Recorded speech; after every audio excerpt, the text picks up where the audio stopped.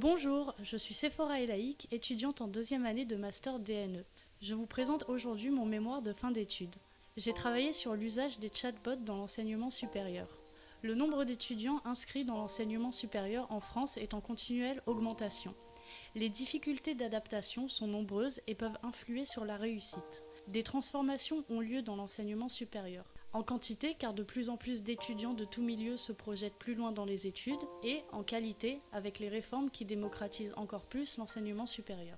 L'étudiant doit devenir acteur dans la création et la transmission des connaissances. Le chatbot, ou agent conversationnel, pourrait diversifier les types de pratiques pédagogiques.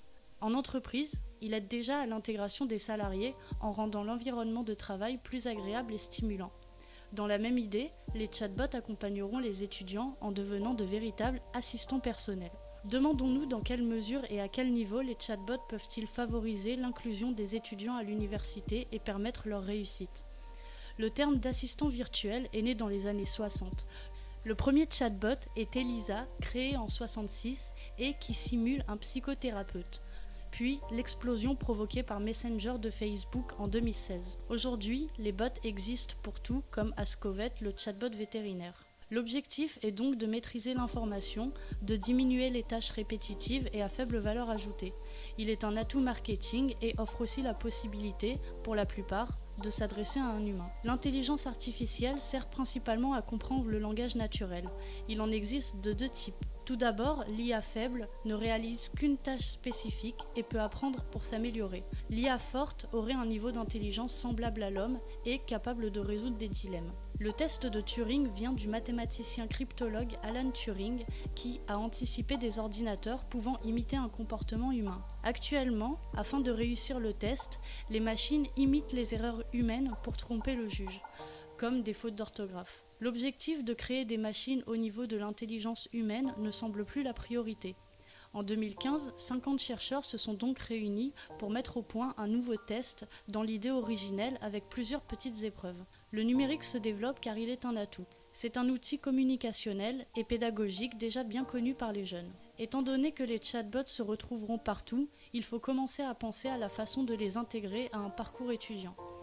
D'après les chiffres, les inscriptions dans l'enseignement supérieur augmentent. En 50 ans, l'effectif a été multiplié par 8. La tendance indique que la situation continuera avec plus 9% prévu d'ici 2023 selon Laurent Fauvet. À quel niveau le chatbot peut-il aider ? 70% des étudiants entrant à l'université vont au moins redoubler une année durant leur licence. La sortie du système éducatif sans diplôme est considérée comme un échec et un décrochage. Ces étudiants sortants représentent donc 30 à 40%. La moitié des abandons ont lieu au premier semestre avant les examens, avec pour principale cause le manque d'intérêt pour la formation. L'idée d'un guichet unique virtuel sous la forme d'un chatbot pourrait mieux transmettre l'information avec toutes les conséquences positives que cela implique. Un tiers des étudiants se sentent isolés et lutter contre l'isolement favorise la réussite d'après plusieurs enquêtes. Il ne faut pas omettre de prendre en compte les étudiants étrangers car ils sont de plus en plus nombreux dans les universités grâce aux échanges et ont des besoins plus spécifiques qu'un natif. À titre national, des solutions ont vu le jour comme le plan pour la réussite en licence. À plus petite échelle, les universités et parfois les enseignants eux-mêmes s'engagent dans ce sens. Ashok Ghose dirigeait un cours en ligne à succès à l'université. La massification de son cours l'a obligé à trouver des solutions pour accorder une attention particulière à chaque étudiant s'inscrivant, en développant une IA capable de répondre aux questions fréquentes. Il l'a appelée Jill Watson et a eu un taux de réponse correct à 97%. Jenny est un chatbot servant d'assistant personnel numérique de l'étudiant. Ainsi, il peut recevoir les informations dont il a besoin.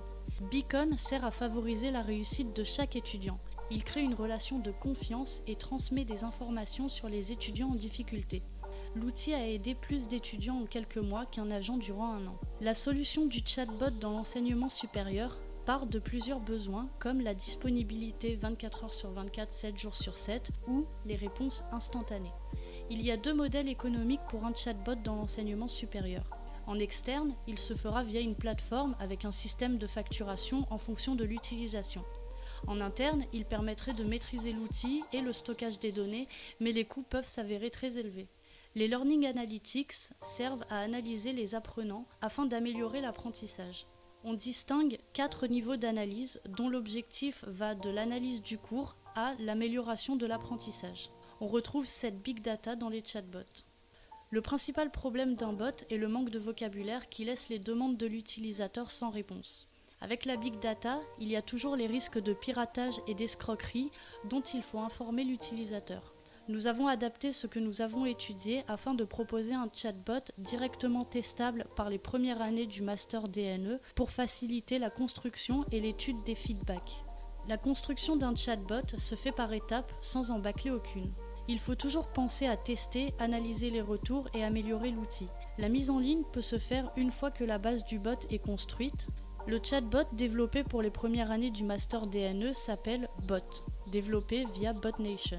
Il a été construit en s'appuyant sur ce qui a été vu, en rassemblant les principales demandes d'utilisateurs afin d'atteindre les objectifs énoncés, d'accompagner l'étudiant, de l'inclure et de valoriser son apprentissage. L'outil a été bien accueilli à 75% et les étudiants ont apprécié les informations qu'il était capable de fournir. Pour conclure, nous pouvons envisager les chatbots comme une solution à l'activité enseignante et au rôle de l'étudiant avec de nombreux avantages non négligeables. Les conséquences de la massification sont une anonymisation de l'étudiant à l'université et un manque d'accompagnement individuel. La motivation de l'étudiant passe par le fait de trouver un objectif à l'apprentissage et c'est notamment l'objet de certaines réformes. En France, les chatbots dans l'enseignement supérieur sont pour la plupart limités à une seule tâche comme les inscriptions. Grâce à l'analyse des données récupérées, l'outil est améliorable afin de suivre au mieux les évolutions des étudiants. Il serait intéressant de poursuivre ces tests en le proposant directement aux étudiants entrant en M1 en 2020.